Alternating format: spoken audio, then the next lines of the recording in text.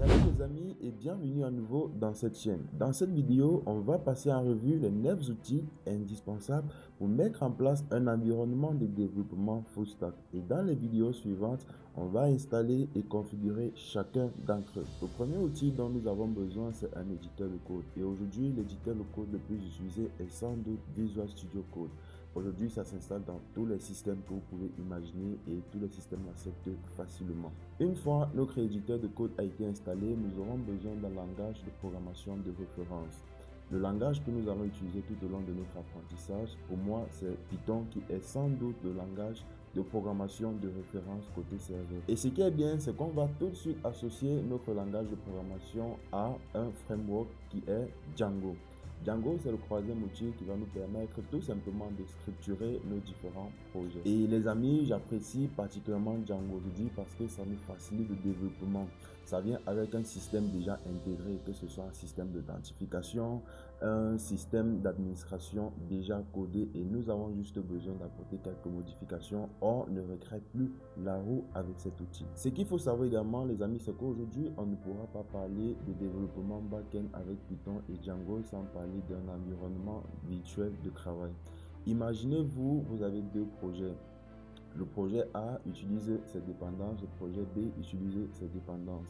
Alors, si vous ne créez pas un environnement virtuel pour essayer d'isoler chacun, vous devez vous retrouver en train de travailler chaque jour avec les modules emballés, ce qui rend parfois notre application très lourde.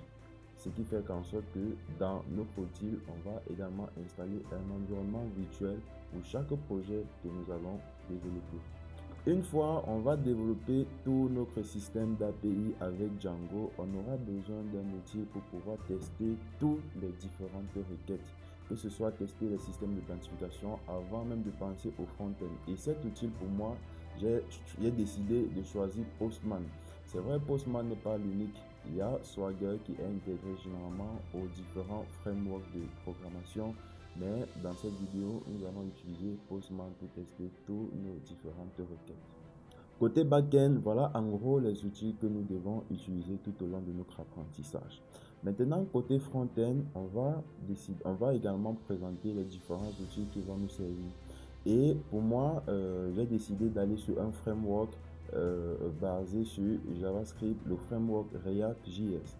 React.js, c'est un framework qui va nous permettre tout simplement de coder nos différents projets front-end en allant rapidement parce que React aujourd'hui est constitué des outils réutilisables, ce qui fait en sorte que aujourd'hui avec React, on n'aura pas besoin de forcément coder tout à partir de zéro. Et maintenant, pour apporter un peu de style, de beauté à notre différents sites ou encore applications web, on va partir d'un framework CSS autant pour moi. Et le framework CSS que j'ai décidé de choisir pour notre travail, c'est Tailwind CSS. Maintenant que notre projet est enfin prêt, on va tout simplement utiliser un outil qui va nous permettre de versionner notre projet. Et pour cela, nous aurons besoin de l'outil Git. Git est tout simplement cet outil-là qui va nous permettre d'avoir un contrôle total sur les versions, les fonctionnalités et les différentes branches de notre projet. Vous devez savoir que Git fonctionne en local, ce qui fait en sorte qu'on aura besoin d'un outil en ligne qui va nous permettre de stocker nos différents projets et cet outil c'est tout simplement GitHub. GitHub est la plateforme en ligne qui permet de stocker notre projet et c'est à partir de GitHub que les différentes équipes vont se connecter sur un projet et travailler en commun. Une fois notre projet est prêt pour la production, on va passer au 9e outil, Docker. Docker, c'est cette plateforme-là qui va nous permettre d'encapsuler nos différents projets avec toutes les dépendances, ce qui va faciliter l'exécution de notre projet sur n'importe quel type de serveur.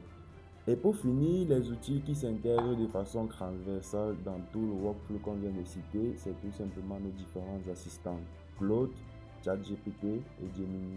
C'est tous les IA que nous allons utiliser pour accélérer notre développement, que ce soit pour déborder nos projets, que ce soit pour développer certaines fonctionnalités. En bref, en gros, accélérer notre processus de travail. Voilà donc, les chers amis, les 9 outils que nous allons utiliser tout au long de notre apprentissage sur cette chaîne. Dans la vidéo qui suit, on va passer tout de suite à l'installation du premier outil et ainsi de suite. Néanmoins, si vous avez des questions, n'hésitez pas de les laisser en commentaire et je vais vous répondre.